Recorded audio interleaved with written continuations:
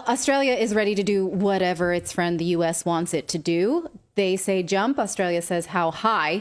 But there's just one little issue of a Mr. Julian Assange. Assange is Australian, but he has been persecuted by 4 governments without the help of Australia pretty much at all. The U.S., the UK, Sweden, and Ecuador. Those are the 4 countries that the United Nations is pushing for answers on why they're treating this guy like garbage, what you wouldn't wish on your worst enemy. And meanwhile, Australia is like, what? Who? Julian Assange? He's one of us? You want us to do something about it? To the point that Julian Assange's lawyers have called him basically stateless, diplomatically alone. They've left him out to dry because they are afraid of the bully that is the US and the UK. Again, every time they go to court, they say basically he's got nobody. He's got no one behind him. Now, as a reminder, Assange is being persecuted for journalism. He published a series of documents and a video from 2007 showing U.S. soldiers firing on civilians, a child, and a reporter who the reporter had a camera. The soldier said, "Oh, that's probably a gun," and shot him anyway. When the child gets hit, the soldiers say, "Well, that's their fault for bringing a child into a war zone." It was a bus stop. No one was ever punished for this 2007 crime. Julian Assange was the proverbial shoot the messenger victim of this, even though both the Pentagon and President Biden, when he was vice president, all have said that they cannot prove that an American was harmed by the release of this information, to the point that they tried to prove it in the trial against Chelsea Manning and were unable to prove who actually got hurt, because it was Chelsea Manning who handed this information to Julian Assange, if you recall.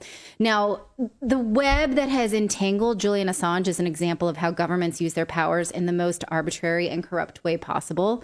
Australia is just happy to look the other way. This week, U.S. Secretary of State Antony Blinken was in Australia making weapons deals, big ones, that we're going to talk about in a second. When that pesky matter of Assange came up, the Australian Foreign Affairs Minister, Penny Wong, who you see standing next to him on his right, confirmed that she had raised the case with the U.S. government. And she said, "We have made clear our view that Mr. Assange's case has dragged on for too long and our desire that it be brought to a conclusion. And we've said publicly, and you would anticipate that that reflects also the position we articulate in private." Now, they're not saying his rights have been infringed, which they have. They're not saying he has not had a fair trial, which he hasn't. They're not saying he should be released, which he should, unequivocally. I'm comfortable saying that, that yes, he should absolutely have been able to even wait out his extradition case outside of prison, because he's not been convicted of anything. Now, in response to this, Secretary Blinken says they can't comment on the extradition case, but they're not going to let this one go because Assange risked very serious harm to our national security. Now, again, the key word here is risk, because the federal government tried to prove the harm in the Chelsea Manning case and was unable. It's not about harm done. It's about the embarrassment of the U.S. getting away with war crimes. Australia, is that good enough for you? Now you've sort of said your piece, like, well, we tried, gave it the old heave-ho.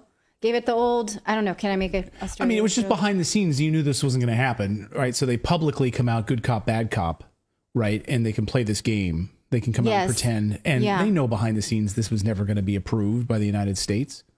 Right. But I mean, they're literally just not trying. Like, we'll just say a few words. You know, they're not holding anything hostage. They're not speaking for him. They're not even telling us what has been done to us. Now, because let's think about it. They are so much in the tank for the United States with this Aukus deal. More so now, which I'm going to cover in a second. Yeah. And it gets increasingly so. So they are motivated to sort of just let him be thrown under the bus. Like, can't save them all. If you are interested in exactly how terrifying the Julian Assange case is, I do recommend the Nils Melzner book. He is the UN Special Rapporteur who has unequivocally said that this guy is being subjected to torture. Exactly how, and how each of the 4 governments is deciding to bend over like Gumby in order to manipulate the rules that weren't even there before to keep him entangled. And it's the worst case of government gone wrong working at its most nefarious. I want to remind you, Assange has Asperger's. He's been in solitary confinement, kept from his lawyers and his children, wrongfully detained. If he is prosecuted for publishing journalism, that affects what we do here and what you get to hear. It absolutely affects what you get to hear and see as a public. This is not an aside. Australia should grow a pair and stand up for Julian Assange. Absolutely. He is a fly in the ointment of the U.S. plans, but he's a human being, and there is a public interest in us understanding what was done. No one was ever punished for that 2007 video. No one. How can this be? Okay, so now let's get back to, he was a speed bump in this diplomatic visit. Go ahead. Well, in all of these cases where we have video evidence, we have reports and eyewitness testimony, we've covered here on the show the attacks in Syria that the New York Times even documented killing civilians in drone strikes. And these were intentional targets where you can hear the members of the military laughing as they're taking down and shooting these journalists. Same with this, the original collateral murder video that was from 2007. Yeah, I mean, that's what I meant, that particular video. Yes. There's no prosecution of it. They have the full evidence. They knew exactly what they were doing. And as they were trying to run away, they still fired and tried to kill them. But no prosecutions in Syria, no prosecutions in Yemen, no prosecutions in Iraq for any of these civilian specifically targeting journalists. Right. And so again, Chelsea Manning at the very least had the sentence commuted after being resigned to serve whatever it was that was thrown at them. And at least Chelsea Manning was allowed to meet with their lawyers and have access to a library in order to prepare for their case. Julian Assange is afforded none of that. Most of the time when they say you can meet with your lawyers, let's say on Wednesday from 1 to 3, they say, oh, paperwork, we don't know, we can't get you out. So he doesn't get to that meeting until 2:30. And then oh, sorry, 3 o'clock's up. That's how he is treated regularly. So again, should Julian Assange be a speed bump in the U.S.-Australian diplomatic relations? That is sort of what it seems to be. And I find that shameful. Now, the U.S. is saying they plan to increase the tempo of visits of nuclear-powered submarines to Australia, plus expand the Aukus treaty for Australia to host weaponry for the U.S. and the U.K. What do you think that means? Increase the tempo, like turn the beat around? Is that what we're doing? Turn the beat. Yeah. Turn it up, turn it up, turn it upside down. So yeah, that's what we're doing. We're going down under with more nuclear powered submarines on a more regular basis. Australia is willing to bend over just a little bit more and let the U.S. build up a spy network. Now, this gem of a headline was caught by Caitlin Johnstone, who lives in Australia, I believe, right? She said, nice try, ABC. ABC originally posted this headline, U.S. military spies to embed in Australia's Defense Department to monitor regional threats in the wake of these talks. And then turns out that was a little too much said what is the expression? Said the quiet part out loud? Yeah, or a little too on the nose. A little too on the nose. So they changed this headline to this. No, U.S. sending military analysts to embed, not spies. We keep accidentally telling people we're going to send spies there when we mean to do that furtively. Journalists. Maybe. They're going to pretend to be journalists. Yeah. That is not sly, as I say to Clayton sometimes. Not sly, honey. I see what you're doing here. Yeah. You're not supposed to. I have a lot of thoughts about it. Being sly. No, the use of you can call them whatever you want, but it's like the use of journalists, pretending that Richard Engel has actually been captured by the Syrian government when in fact it was the CIA backed group that takes him in under custody and he's been captured. Oh, really? He's been captured. Yeah. By the CIA that actually put him in place. So these journalists are used in all sorts of different ways. And I think this is a perfect way for them to use them in this situation. Wait, what are you saying? I'm saying that if you're going to embed, you could just, instead of pretending that these are other jobs, just use journalists like you've been using all along for these missions. It's exactly like putting generals and stuff on TV on our news. It's like they've embedded the CIA basically on our news. It's just what they do now. Yeah. Okay. All right. You guys make a good point. So can I still call them spies? Sure. I mean, yeah, that's exactly what they are. Okay, spies, check. Weapons? Chevy Chase. Yes, we got that too. The U.S. said that it will help Australia produce guided multiple launch rocket systems by 2025.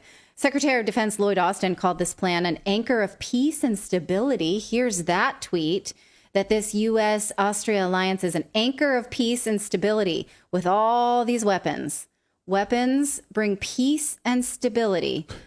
So Australia, you are being dragged into a war with China alongside the U.S. and the U.K. Whether you like it or not, you're coming along for the ride. Your leaders have decided that's totally fine. Julian Assange was a hiccup in that plan, but not big enough. War it is for you. You get a war down under. That's what really I have to say about that. I mean, it's so sad. I just, think about it. It's awful. It's just think about this, and we're trying to get Stella Assange on the show here. And, it's just what that family has gone through, health deteriorating, being kept in Belmarsh prison under these circumstances. It's awful. Awful. And yes. Yeah, as you point out, none of the people involved in actually committing the war crimes have been prosecuted, or been jailed. But the person reporting on the war crimes is in jail. Did you know that Julian Assange, he requested special permission to be present at the birth of his children, because it is not unusual for people awaiting extradition trials to not be imprisoned. In fact, I think it was the former president of Colombia, a South American president, I'm sorry, it fails me at this point, was being tried for extradition in the UK and was allowed to live in this big mansion totally free during his extradition trial. Julian Assange has been imprisoned without being convicted of anything and requested permission to be at the birth of his children, and they said no. Further, Stella Assange tried to only allow the babies to meet with Julian with a friend because they didn't want, he was paranoid that the government was spying and they'll realize, well, this is the baby, and start following them. And I can't remember which government off the top of my head, but they DNA tested the diapers. They literally did that. So, this is what's happening because of the embarrassment that was caused to the United States, not because he's actually been tried. And the UK. And the UK. And the lawyer, the judge who has overseen that extradition case is married to someone who was embarrassed by some of the WikiLeaks papers and did not recuse herself. It's awful. You guys, look into the details of this. I cannot answer for it. There's literally just no answer for it in an organized democracy, which is what we like to pretend that we have. Yeah. We're a republic. We got more news to get to here. We're going to look at the Facebook files and the silence. It's very eerie on the Facebook side of things, in the collusion with the Biden administration on censoring people's voices online. Jim Jordan has his Facebook files, and the silence since those Facebook files have been released is deafening. We'll get to that in a moment. Thank you so much for watching this segment here at Redacted. We are live every day at 4 p.m. Eastern Time, trying to share the stories that the mainstream media will not cover. You should also come over and join our community of Redacted Rebels over at redacted.inc. That's our private locals community where we can share exclusive content that we simply cannot share here on YouTube. Come over and join the rebellion together right now by going to redacted.inc. We'll see you next time.